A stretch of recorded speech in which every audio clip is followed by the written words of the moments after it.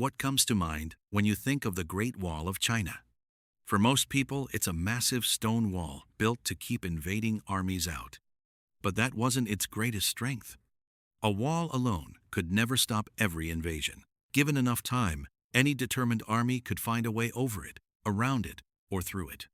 The real power of the Great Wall lay in something far less obvious: a communication network that stretched for thousands of kilometers. More than 2,000 years before the invention of the telegraph or radio, China had already developed a remarkably effective way to transmit military warnings across vast distances.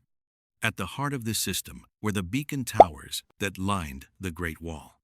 China's northern frontier stretched across mountains, deserts, and open grasslands.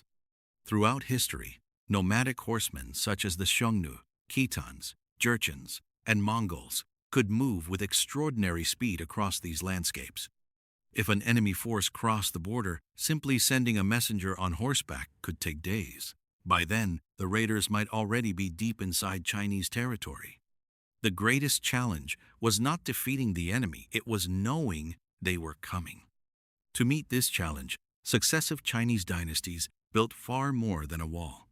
They developed an integrated frontier defense system made up of walls, fortified passes, military garrisons, beacon towers, and the roads that connected them. Each served a different purpose, but the beacon towers formed the backbone of the system's communication network. The towers were carefully positioned on hilltops and ridgelines, where each one could see the next. When enemy troops were spotted, the soldiers stationed at the nearest tower immediately lit a signal. Smoke was used during the day. Fire was used at night. As soon as the neighboring tower saw the signal, its soldiers lit their own beacon, passing the warning farther down the line. One after another, the message continued across the frontier. Rather than relying on the speed of a horse, the system relied on the speed of sight. In clear weather, a warning could travel hundreds of kilometers within just a few hours, an extraordinary achievement for the ancient world. Many people have heard the term wolf smoke. According to traditional accounts, wolf dung was believed to produce thick, straight columns of smoke that remained visible over long distances. Modern historians, however, believe that frontier garrisons used whatever fuel was locally available, including firewood, reeds, and the dung of various animals. The exact materials varied from region to region. The important point was not the fuel itself, but producing a signal that could be seen quickly and clearly by the next tower. These signals conveyed more than a simple warning. Many dynasties developed standardized codes in which the number of smoke columns or beacon fires represented the estimated size of the approaching enemy force. Additional signals, such as flags or drums, could communicate even more information when necessary.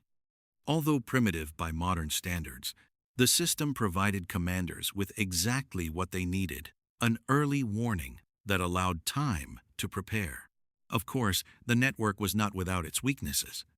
Heavy rain, dense fog, or snow could reduce visibility, delaying the transmission of signals. If a beacon tower was captured before it could send a warning, part of the network might be cut off altogether. Maintaining the system also required thousands of soldiers, constant supplies, and regular repairs. The beacon towers were not isolated structures, they were permanent military outposts that had to remain operational year-round. Today, the Great Wall is often remembered simply as one of the world's greatest architectural achievements. But its true significance went far beyond the wall itself. It was part of a sophisticated military defense network designed not only to resist invasion, but to ensure that an entire empire could respond before the enemy advanced too far.